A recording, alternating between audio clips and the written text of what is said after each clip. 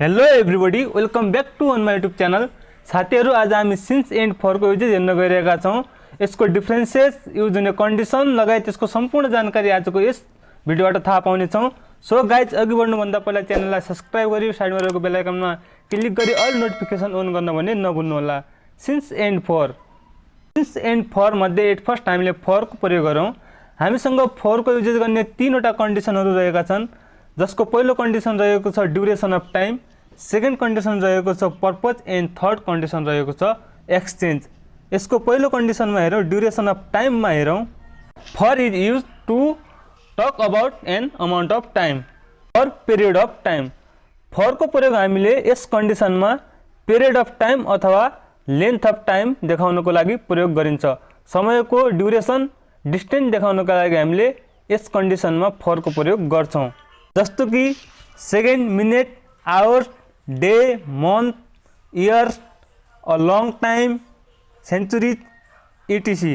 यसरी period of time देखाइएको छ भने त्यति बेला हामीले फरको प्रयोग गर्छौँ। हामीले यस कन्डिसन अनुसार फरको प्रयोग perfect tense and perfect continuous टेन्समा गर्छौँ। फरको प्रयोगको लागि हामीलाई एक्ज्याक्ट टाइमको आवश्यकता पर्दैन।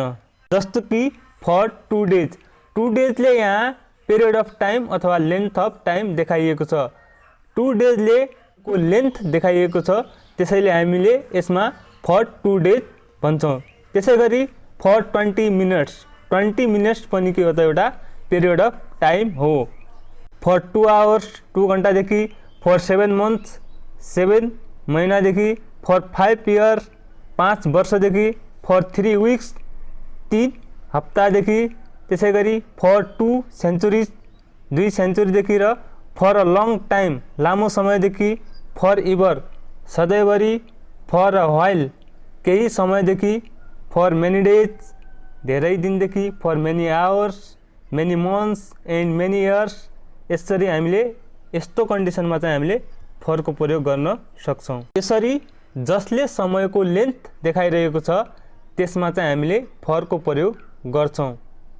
हामीलाई थाहा छ कि यस कन्डिसन अनुसार हामीले फरको प्रयोग perfect tense and perfect continuous टेन्समा प्रयोग गर्छौँ। पर्फेक्ट टेन्स भन्नाले कुनै काम केही समयदेखि भइसकेको, जस्तो कि उसले 10 दिनदेखि काम सकेको छ। कुनै पनि काम केही दिनदेखि, कुनै समयदेखि सकाएको, र त्यसै गरी पर्फेक्ट कन्टिन्युअस टेन्समा फरको प्रयोग भन्नाले कुनै काम पास्टमा सुरु भएर अहिले वर्तमानसम्म पनि चलिरहेको छ, अथवा अहिले भर्खरै वर्तमानमै सकिएको छ, अथवा पास्टमै सकिएको थियो, कुनै समय देखाउँछ भने त्यति बेला हामीले फरको प्रयोग गर्छौँ। जस्तो कि ऊ 2 घन्टादेखि सुत्दै आएको छ, त्यसै गरी उनी 3 वर्षदेखि गाउँदै आएकी छिन्। यसको स्ट्रक्चर रहेको छ for plus a period of time. यसको केही इक्जाम्पलहरू हेरौँ। जस्तो कि ऊ 2 घन्टादेखि सुत्दै आएको छ। He has been sleeping for 2 hours. कति घन्टादेखि त? 2 आवर्स।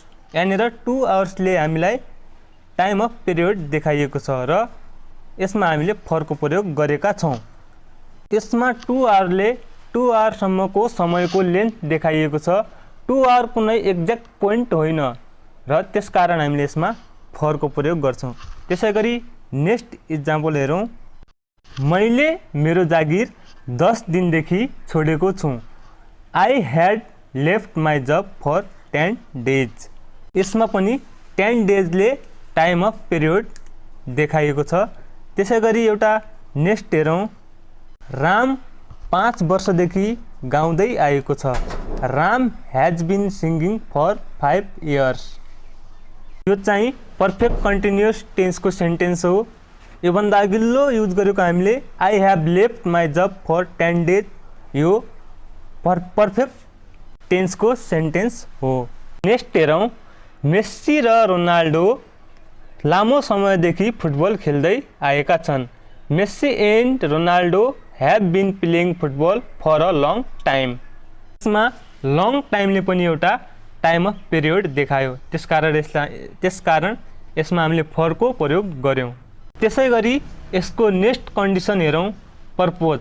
पर्पज भनेको कुनै उद्देश्यको लागि भन्ने बुझाउँछ। जस्तो कि म घुम्नको लागि पोखरा गए, घुम्नको लागि, यहाँनिर घुम्नु एउटा उद्देश्य हो। त्यसै गरी म आमालाई भेट्नको लागि घर गए, यहाँनिर आमालाई भेट्नु के हो त एउटा उद्देश्य हो। यसको लागि पनि हामीले फरको युज गर्छौँ। यसको पनि इक्जाम्पलहरू हेरौँ। जस्तै तिनीहरू घुम्नको लागि पोखरा गए भन्दा they went to Pokhara for a visit. Pokhara के को लागि गए त? घुम्नको लागि। तिनीहरूको उद्देश्य के हो त? यहाँ घुम्नु तिनीहरूको एउटा उद्देश्य रहेको छ। त्यसैले हामीले they went to Pokhara for a visit भन्न सक्छौँ। त्यसै गरी नेक्स्ट हेरौँ। ऊ पैसाको लागि यहाँ आयो, ही केम हियर फर मनी। त्यसै गरी नेक्स्ट हेरौँ। म यहाँ तिम्रो लागि आएको छु, I have come here for you. यसरी हामीले पर्पज को लागि भन्ने अर्थमा पनि फरको प्रयोग गर्न सक्छौँ। त्यसै गरी यसको थर्ड कन्डिसन रहेको छ एक्सचेन्ज। एक्सचेन्ज यानि कि मा अथवा को सट्टामा, यानि कि को बदलामा भन्ने बुझाउँछ। यसमा चाहिँ आफूसँग भएको वस्तु कुनै वस्तुसँग साटासाट गर्दा अथवा आफूसँग भएको वस्तु केही पैसामा दिँदाखेरि हामीले फरको प्रयोग गर्ने गर्छौँ। जस्तो कि यसको पनि इक्जाम्पलहरू हेरौँ। मैले मेरो मोबाइल रु 500 दिए, I gave my mobile for RS 500। त्यसै गरी नेक्स्ट हेरौँ। उसले मलाई कपीको सट्टामा किताब दियो, he gave me a book for a copy. त्यसै गरी नेक्स्ट हेरौँ। मैले रु 5 चकलेट किने, I bought a chocolate for रु 5। यसरी हामीले यो तीनवटै कन्डिसनमा फरको प्रयोग गर्न सक्छौँ। अब हेरौँ नेक्स्ट सिन्स। सिन्सको प्रयोग हामीले कति बेला गर्छौँ त? सिन्सको प्रयोग चाहिँ हामीले कुनै निश्चित टाइम अथवा पोइन्ट अफ टाइममा चाहिँ हामीले सिन्सको प्रयोग गर्ने गर्छौँ। सिन्सको प्रयोग भने हामीले perfect tense and perfect continuous टेन्समा मात्रै गर्छौँ। सिन्सको प्रयोगमा जस्तै पोइन्ट अफ टाइम भन्नाले जस्तै सिन्स 3 o'clock। 3 o'clock के हो त? एउटा पोइन्ट अफ टाइम हो, एक्ज्याक्ट टाइम हो, निश्चित टाइम हो। त्यति बेला हामीले सिन्सको प्रयोग गर्छौँ। जति बेला हामीसँग निश्चित टाइम एक्ज्याक्ट टाइम हुन्छ त्यति बेला हामीले सिन्सको प्रयोग गर्छौँ। सिन्स 3 o'clock 3 बजेदेखि, सिन्स सन्डे सन्डेदेखि, सिन्स जनवरीदेखि, सिन्स 2018 देखि, सिन्स 22 जुनदेखि, सिन्स लास्ट मन्थदेखि, सिन्स लास्ट इयरदेखि, सिन्स मर्निङ बिहानदेखि, सिन्स 3 PM 3 बजेदेखि, सिन्स यस्टरडे हिजोदेखि, सिन्स चाइल्डहुड अथवा सिन्स बर्थ बचपनदेखि, सिन्स द्याट डे त्यो दिनदेखि। यी निश्चित टाइम पोइन्ट अफ टाइममा चाहिँ हामीले सिन्सको प्रयोग गर्छौँ। यसको स्ट्रक्चर रहेको छ since plus a point of time. यसको पनि केही इक्जाम्पलहरू हेरौँ। जस्तो कि म तिमीलाई बिहान 6 बजेदेखि पर्खिरहेको थिएँ भन्दाखेरि I had been waiting you since 6 o'clock।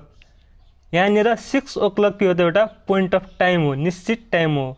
कति बजे त भन्दाखेरि 6 बजे के हो त? त्यो निश्चित टाइम हो। त्यसैले हामीले यसमा सिन्सको प्रयोग गर्छौँ। यस्तो निश्चित टाइम अथवा पोइन्ट अफ टाइम छ भने त्यति बेला हामीले सिन्सको प्रयोग गर्नुपर्छ। त्यसै गरी नेक्स्ट हेरौँ।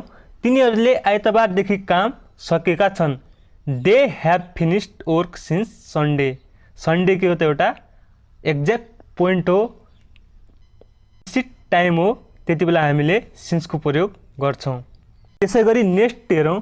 सीता लास्ट महिनादेखि चित्र कोर्दै आइरहेकी छैनन्, Sita hasn't been drawing picture since last month. यसले के भन्यो त? सीता अन्तिम महिनादेखि चित्र कोर्दै आइरहेकी छैनन्। लास्ट मन्थ अन्तिम महिना के हो त? एउटा निश्चित टाइम हो, एक्ज्याक्ट टाइम हो। कहिलेदेखि त भन्दाखेरि लास्ट मन्थ अन्तिम महिना भनेर हामीले एक्ज्याक्ट टाइम भन्न सक्छौँ र यसमा हामीले सिन्सको प्रयोग गर्छौँ। त्यसै गरी नेक्स्ट हेरौँ। हामी शुक्रबारदेखि दौड्दै आएका छैनौँ, we haven't been running since Friday. हामी कहिलेदेखि दौडिँदै आएका छैनौँ त? फ्राइडेदेखि। फ्राइडे के हो त? एउटा स्पेसिफिक टाइम हो, निश्चित टाइम हो, एक्ज्याक्ट टाइम हो। यसरी एक्ज्याक्ट टाइम निश्चित टाइममा चाहिँ हामीले सिन्सको प्रयोग गर्छौँ। यसरी फर एन्ड सिन्सको प्रयोगमा हामीले यदि period of time, length of time छ भने त्यसमा हामीले फरको प्रयोग गर्छौँ भने एक्ज्याक्ट टाइम अथवा पोइन्ट अफ टाइम छ भने त्यति बेला हामीले सिन्सको प्रयोग गर्छौँ। हस्त साथीहरू, यदि भिडियो मन पर्यो भने लाइक, सेयर एन्ड सब्सक्राइब गर्न भने नभुल्नुहोला। Thank you.